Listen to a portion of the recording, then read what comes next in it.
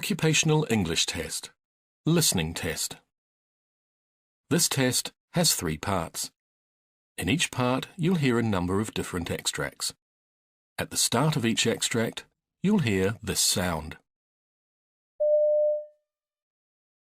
You'll have time to read the questions before you hear each extract, and you'll hear each extract once only. Complete your answers as you listen.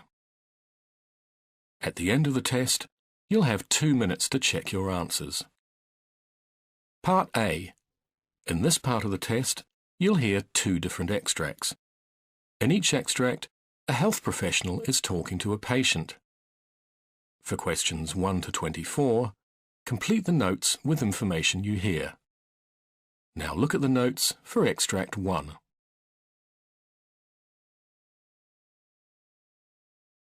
Extract 1. Questions 1 to 12. You hear a gastroenterologist talking to a patient called Andrew Taylor. For questions 1 to 12, complete the notes with a word or short phrase. You now have 30 seconds to look at the notes.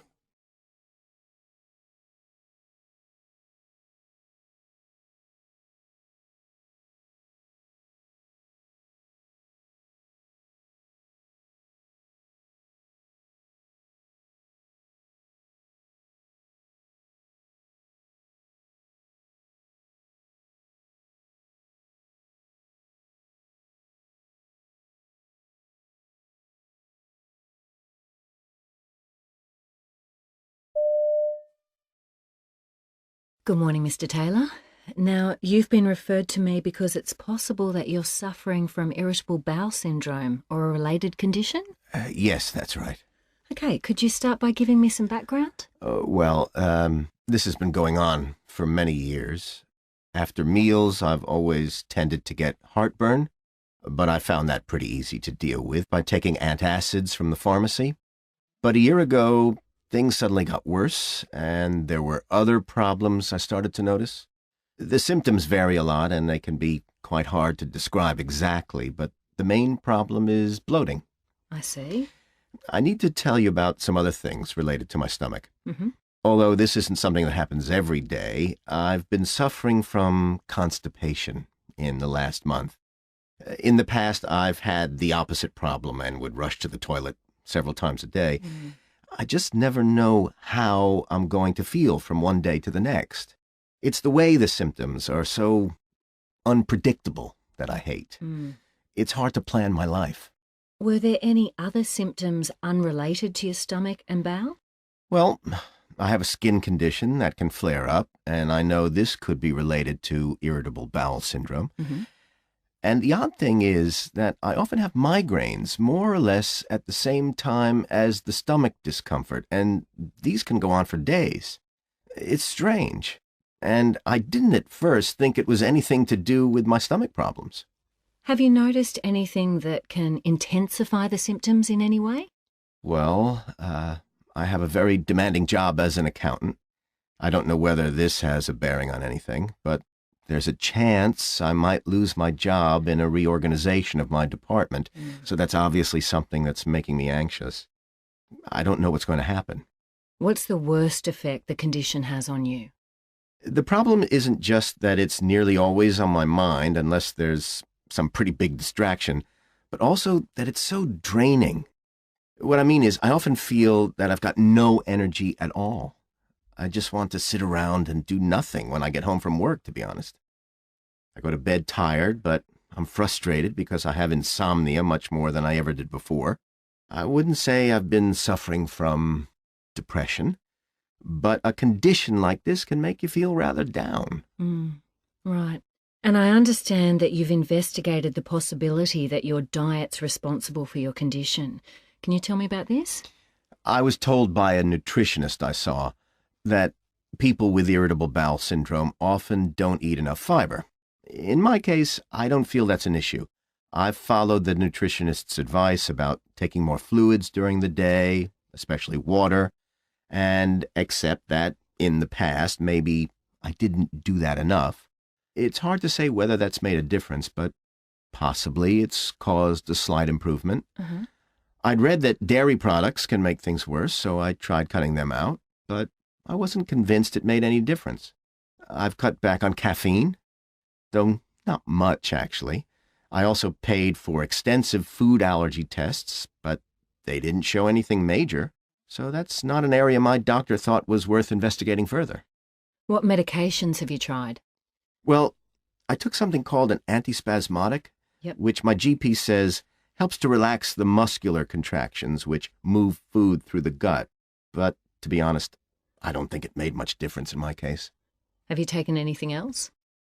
Well, I've been given antidepressants, and I'm giving them a go. I wasn't sure I completely understood the reasons. Okay, well, a drug like that targets the signals being sent to and from the nerves in the digestive system. It has a calming effect on the muscles there. Mm-hmm. Do you find that this drug was effective? Yes, I'd say it was on the whole.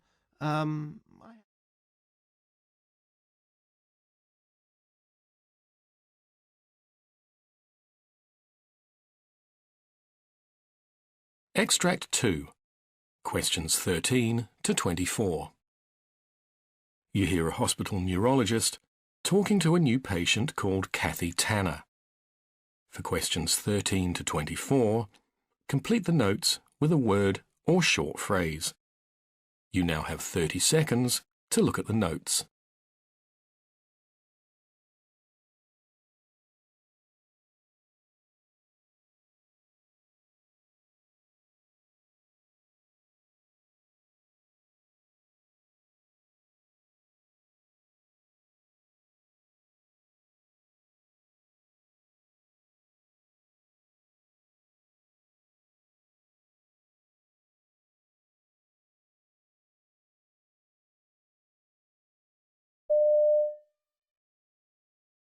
Hello, Mrs. Tanner. Pleased to meet you. Hello.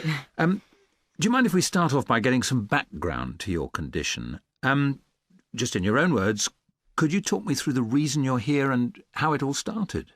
Oh, please, call me Kathy. Right. So, until 2 years ago, my husband was in the army. Right. We lived off base, and I had a job which involved a lot of driving. Mm-hmm. Whenever I was in the car, I noticed that my neck would get pretty stiff at times. Right. It was hard to turn my head. To cut a long story short, when my husband left the army, we moved to a new house. My neck pain was still a problem, so I decided to visit an osteopath. Right. He tried to fix the problem by a neck adjustment, but actually it just made things worse. Oh, dear. I found I was losing flexibility in my neck. I began to use a heat pad, which did help at first. Good, but so not for long? No. About a month or two on, I started to get this sort of feeling that something was pulling my head over towards my right shoulder. Right. It was painful and embarrassing because I couldn't keep my head straight. Of course. I'd managed to hide it from everyone around me until then. About this time, one of the doctors I'd seen thought physiotherapy might help and sent me to a nearby clinic. Mm-hmm. So I started going in regularly for treatments. And one day, the head of the clinic looked at me while the therapist was trying to position my neck and whatever. And he said, "You know what your problem is, don't you?" And I replied that I didn't. And he told me that I had spasmodic torticollis, and I had no idea what that was. So what happened then? So he says, "Oh, it's untreatable. You just have to learn to live with it." I went home in pain, feeling depressed and hopeless. Yes, of course. He was just so unsympathetic and unhelpful. Well, I'm sorry to hear this. Thanks. So my diagnosis of spasmodic torticollis was in June. So I began to research, what I could do. I tried chiropractic treatment until December. It cost a fortune, but did no good. Oh, dear. The pulling and pain continued to increase. I saw a couple of neurologists and I was put on a drug called baclofen, but it really didn't make any difference. Yes, that wouldn't do much for your condition. Oh, right. Anyway, the one really good thing I did at that time was to join a support group for spasmodic torticollis patients, so at least I knew I wasn't alone with the condition. But mostly, I just sat at home a lot. In order to get a bit of pain relief, I got myself an orthopaedic chair, and that did give me some support. Right. In November, I saw something in a magazine in the medical section. It mentioned some new treatments being done at the university hospital to treat things like spasmodic torticollis with Botox. We mentioned this to our GP, got a referral, and in December I had the first injection in my neck. And how did the treatment go? Well, the injections really helped the pain, you know. My head returned to almost a normal position. Right. It did give me a few problems, like problems swallowing, but that was okay. I thought I'd received a miracle cure. I was devastated when everything started to come back like before, and I went back to the hospital in May. At this time, the results weren't quite as good. Even though they'd upped the dosages, I ended up having 9 lots of injections, plus the, various oral medications. So I can't remember what they were. No, it doesn't matter. But nothing really made much difference. I just got more and more confused, and loss of memory became a problem too. Just for pain relief, they ended up giving me a pump so I could give myself morphine. Finally, I saw something in my ST support group's magazine about a relatively new type of surgery being done by a local neurologist, and that would be you. So here I am. And we will do our best to help you. Now, just a few more questions.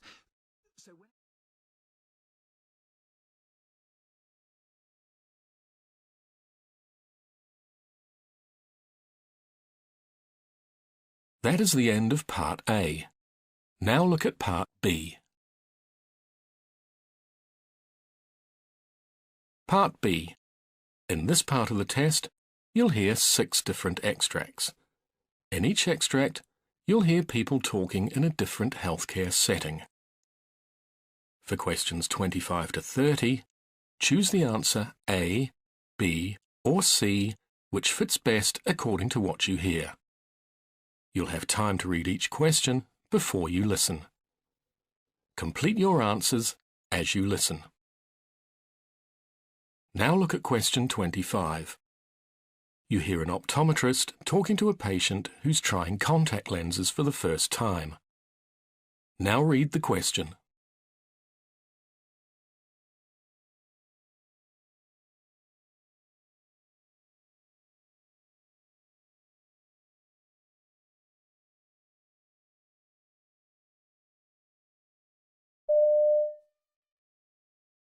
Now, you've had the lenses in for a few minutes. How are they feeling?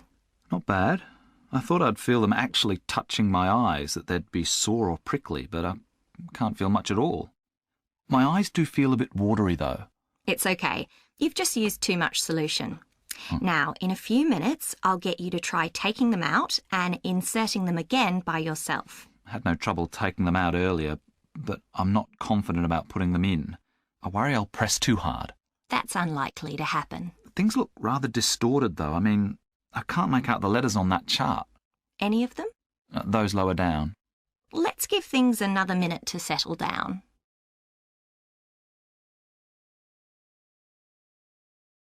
Question 26. You hear a nurse asking a colleague for help with a patient. Now read the question.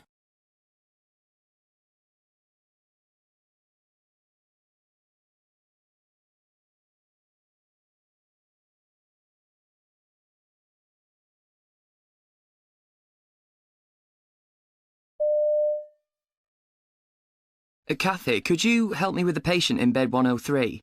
The woman who had surgery 2 days ago. Oh, yes, she's due for discharge today, isn't she? Does her pain relief need topping up again? I thought she wasn't very comfortable this morning. Oh, she's on a reasonably low dose, but she's coping. She needs her chest drains removing, though, and she's got herself into a bit of a state. Ah, well, that's a two-person job anyway, so I'll come with you. Has the consultant seen her? I know there was some concern yesterday about her condition and the level of the fluids draining into the bags. Oh, he's cleared her for removal of them today, but I think some reassurance might be needed first. Right. I might just check her analgesia and give her more before we go ahead. Okay.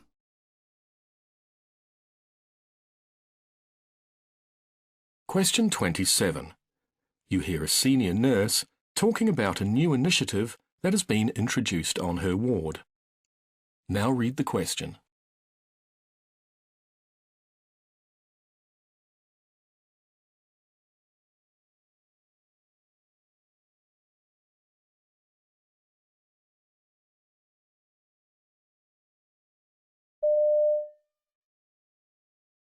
One of our key priorities is improving communications between staff, patients and patients' families. We recently introduced a scheme called Dear Doctor, which involves giving each patient a card where they can make a note of any questions or concerns that they themselves have. They can also talk to their families during visiting time, or even on the phone, and see if there's anything else they'd like to add. The cards are then collected and given to the doctor before the ward round. We're really pleased with the response. Patients used to say that they only thought of the things they felt they needed to discuss when it was too late, so the cards give them a better chance to bring up whatever's on their minds.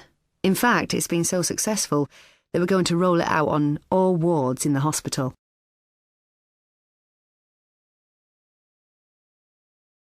Question 28. You hear two radiologists talking about the type of scan to be given to a patient. Now read the question.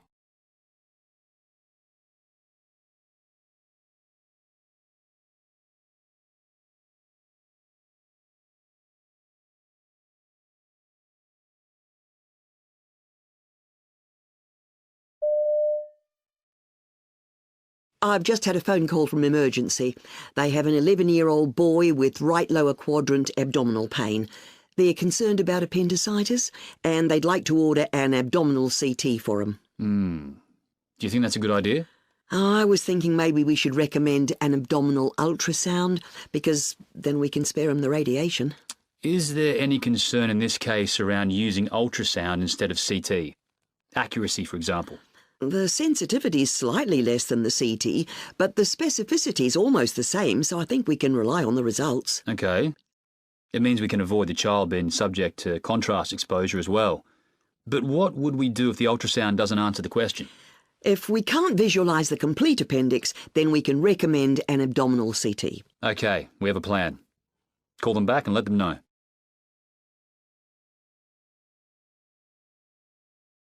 Question 29. You hear part of a surgical team's briefing. Now read the question.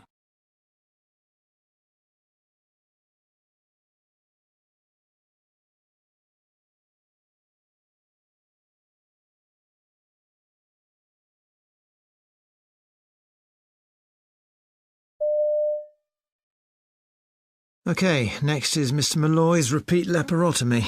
Any anaesthesia issues? We don't expect any particular problems. He's relatively fit and well, except for his epilepsy, which is under good control. His BMI is 35. But will we need the obesity bed? It shouldn't be an issue. And what about the epilepsy post-operative management? He's taking his oral medications, and we can use an IV if necessary. I know he was in a lot of discomfort after his last surgery, and this time he's going to need a larger midline incision. It may be worth thinking about an epidural. He's certainly at the extremely low edge in terms of pain threshold.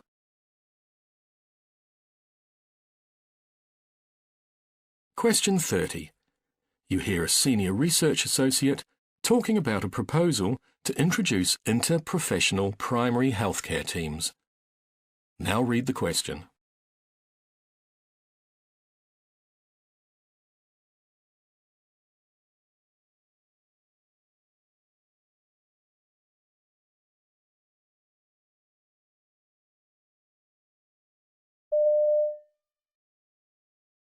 We're looking at opportunities to improve the effectiveness of health and healthcare systems here in Canada. One of the interventions we're looking at is interprofessional primary care teams, groups of professionals working together collaboratively to provide services including healthcare, social services, and advice to patients within the primary care setting.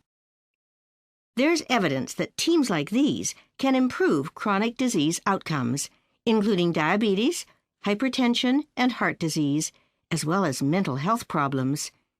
There's also evidence that improvements can be made in terms of both access to and coordination of care.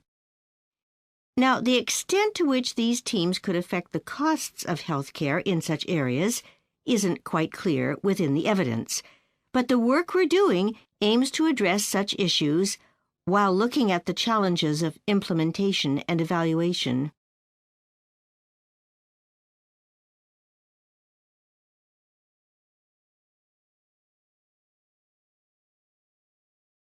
That is the end of Part B. Now look at Part C. Part C. In this part of the test, you'll hear two different extracts. In each extract, you'll hear health professionals talking about aspects of their work. For questions 31 to 42, choose the answer A, B, or C, which fits best according to what you hear. Complete your answers as you listen. Now look at Extract 1. Extract 1, questions 31 to 36. You hear a presentation by a specialist cancer nurse called Sandra Morton, who's talking about her work with prostate cancer patients, including a man called Harry. You now have 90 seconds to read questions 31 to 36.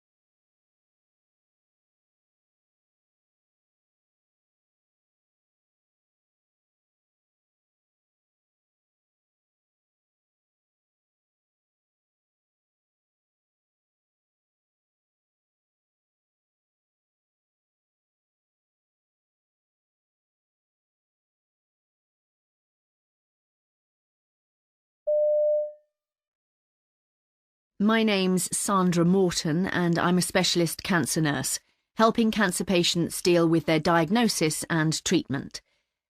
I'd like to tell you about the type of work I do, and particularly about one of my patients, recently diagnosed with prostate cancer. Let's call him Harry, to illustrate the sort of things I get involved with. Now, before we get on to Harry, I'll give you a bit of background. Clearly, my job covers many aspects of patient care, but what's the priority? Firstly, prostate cancer is in fact the most common cancer in men in the UK, with over 40,000 new cases diagnosed every year. That's a staggering number. One problem is that this type of cancer actually develops very slowly, so there may be absolutely no sign that you have it for years.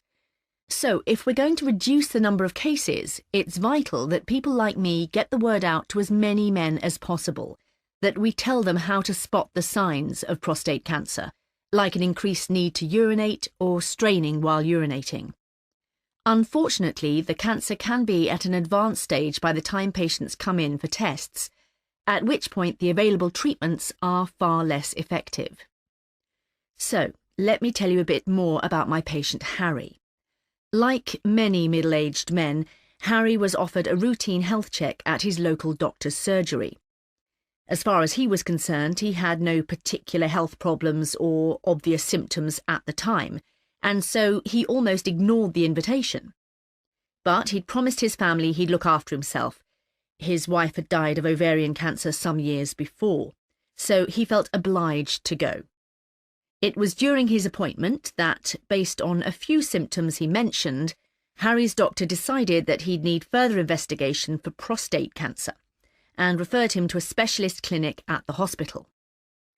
Harry's trip to the clinic started with a routine blood test, which initially showed a slightly low haemoglobin level.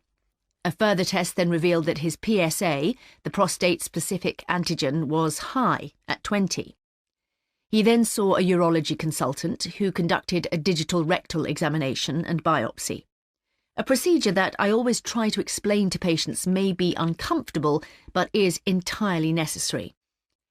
In fact, though, Harry said the 3-week interval between having a biopsy taken and hearing the outcome was far more of an ordeal. Harry told me that when he went to see the consultant to get his results, he immediately sensed he was in trouble. Although the consultant was very considerate in delivering the news, unfortunately the indications were that Harry did indeed have prostate cancer. He was assured that the cancer was low-grade and not aggressive. Harry had suspected the worst, and though he'd tried to prepare himself for it by doing some online research, finally hearing that confirmation was still a shock. In fact, the very mention of the word sent Harry into panic, which was very unlike him.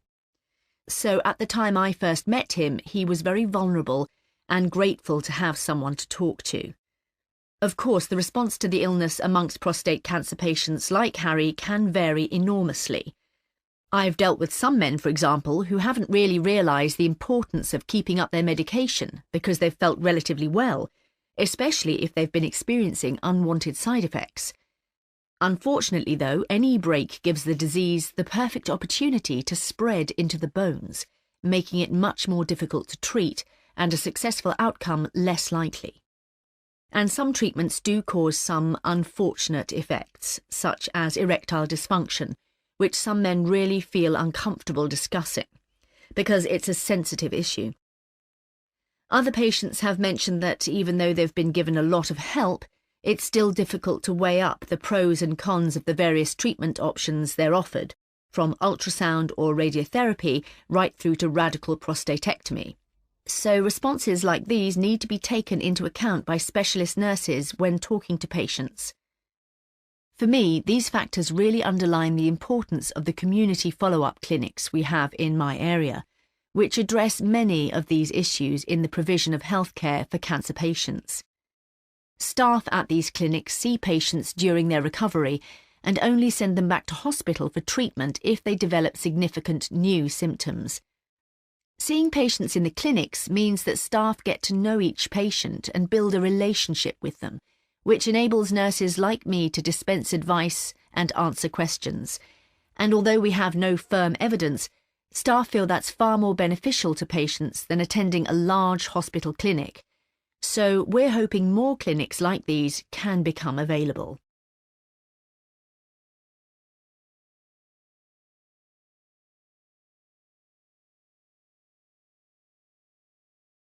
Now look at Extract 2. Extract 2, questions 37 to 42. You hear a neurologist called Dr. Frank Madison giving a presentation about the overuse of painkillers. You now have 90 seconds to read questions 37 to 42.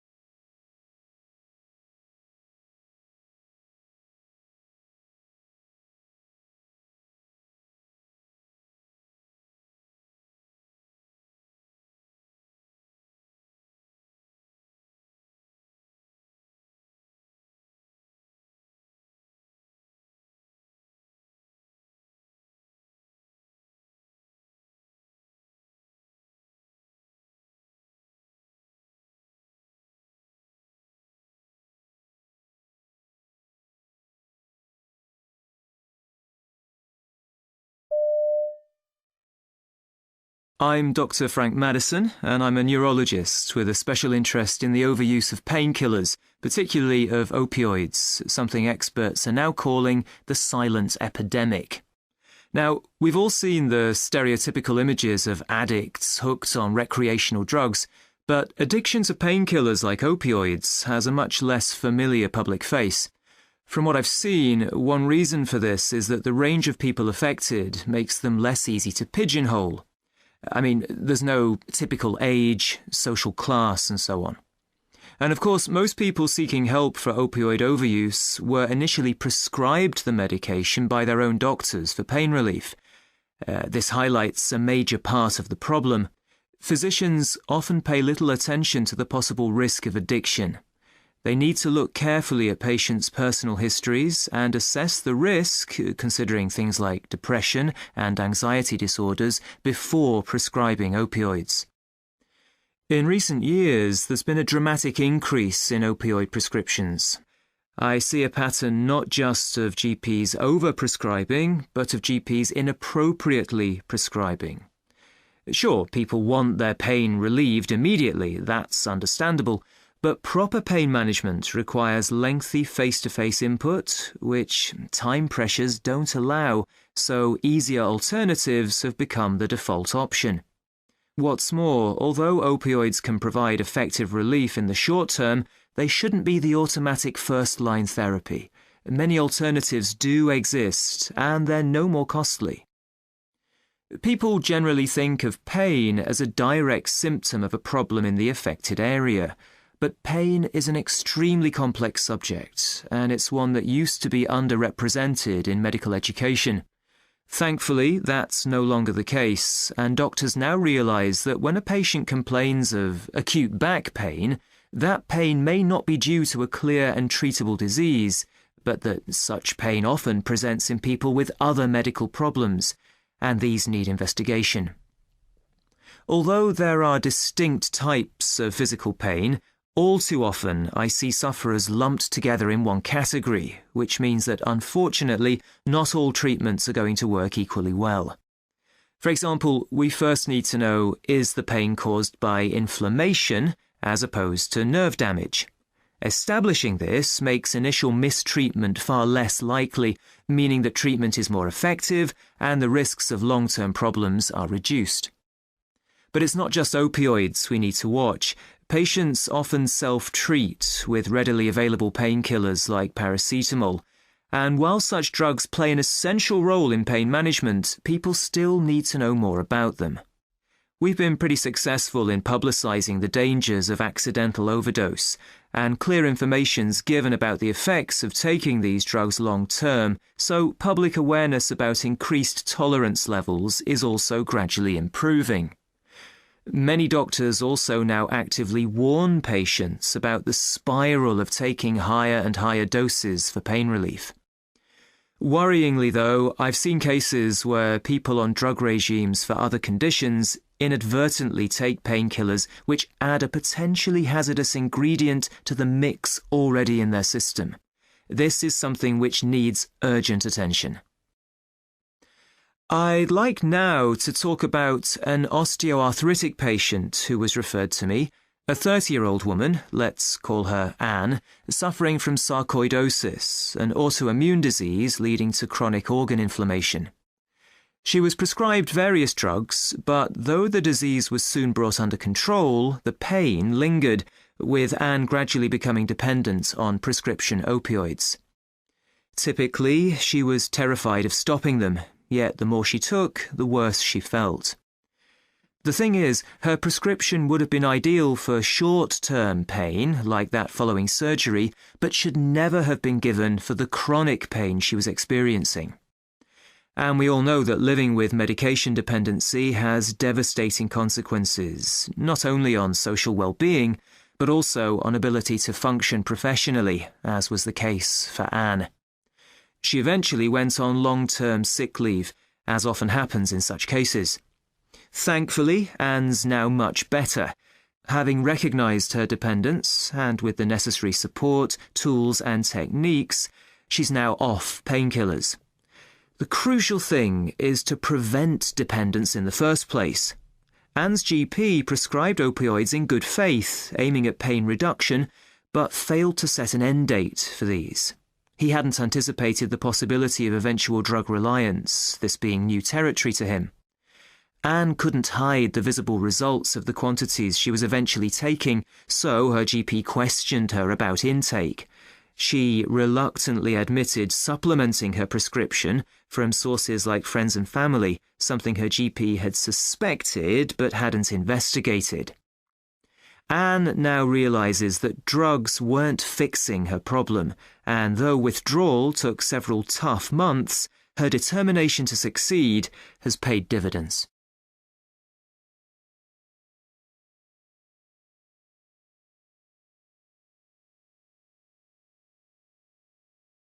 That is the end of Part C. You now have 2 minutes to check your answers.